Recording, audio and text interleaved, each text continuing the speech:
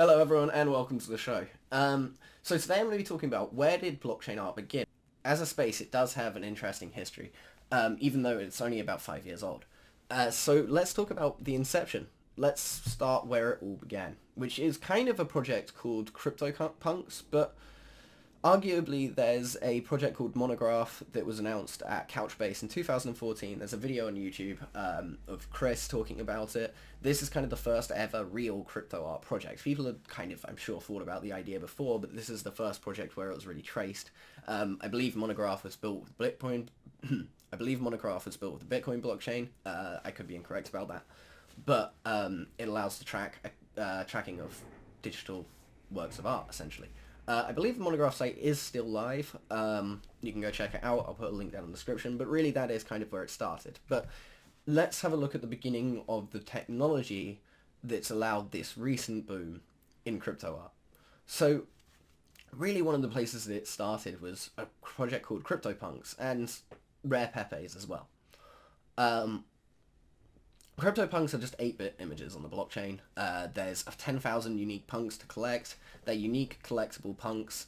There was some traction, people liked it, but it didn't really kick off. Now it's one of the bigger NFT projects consistently, being in the top 20 kind of on volume. Now the Rare Pepes and CryptoPunks are kind of in section with each other, but Rare Pepes arguably started before.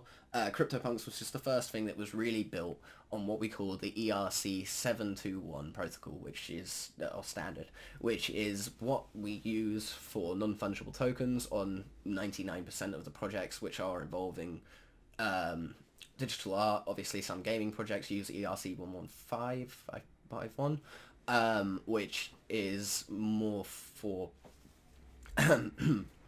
we use ERC 721, which is non-fungible token, which basically allows us to have many tokens underneath the same contract, but all with different attributes, which is what you need for an artwork.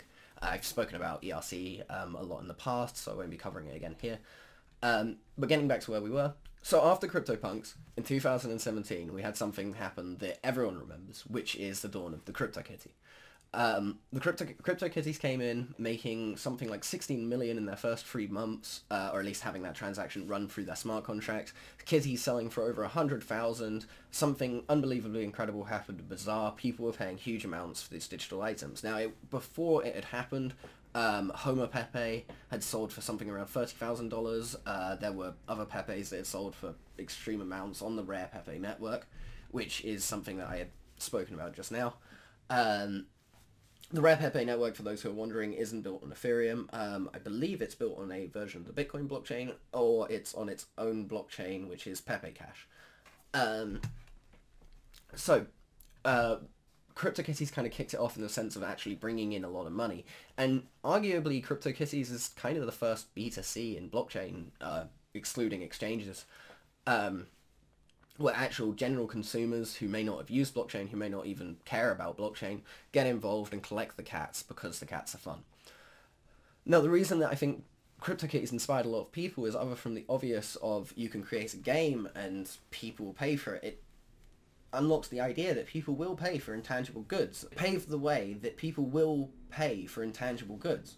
Now, this is something quite interesting because before it didn't seem like people on a mainstream level would pay for these things. Obviously you have video games where people pay for cosmetic items or things like that. That requires a lot of work, an entire universe built around it. But CryptoKitties managed to launch with something relatively simple.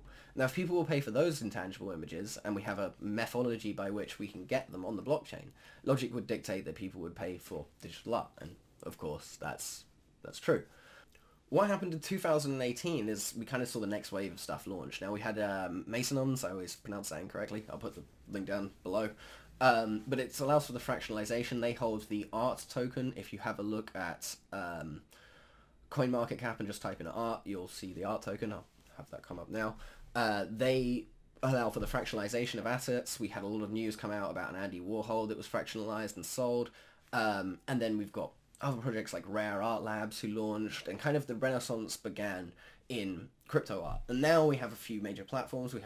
There's a lot of the other ones have stuck around, because the great thing is about this space is you are putting it on a smart contract, which is forever, so the art's forever, regardless of the people running it. So there is a lot, there's a lot of fantastic projects out there, and go check them all out by all means. Of course, ours is the best, but this is a really amazing space where a lot of stuff has kind of happened in a very short amount of time. It's incredibly exciting to be a part of something so new and so different, in the sense that we're dealing with stuff that doesn't tangibly exist. It exists in the digital space, but now we have an ownership protocol layered on top of that, just like a Bitcoin.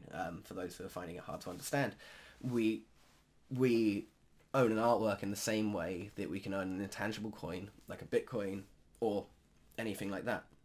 A Bitcoin, Ethereum, Doge, if you like. So we've been through, in 5 years, we've come all the way from doing some digital photography on there, coming through kind of a huge Rare Pepe sort of boom, and then CryptoKitties going absolutely mad, CryptoPunks obviously laying the groundwork for the technology that we required to be able to sell these things, and also having the foresight to create such a project, because whoever thought of that is someone clearly a very out-of-the-box thinker. Thank you so much for... So I hope you learned a little bit more about crypto art today, a little bit more about the history of the space, what's been going on, where it's come from, where it's going. Thank you so much, and if you enjoyed that video, be sure to hit subscribe, give us a like, share this video around. That helps a lot. You know, we're trying to make it to that 1,000 followers. And thank you so much for signing up already. Have a good one.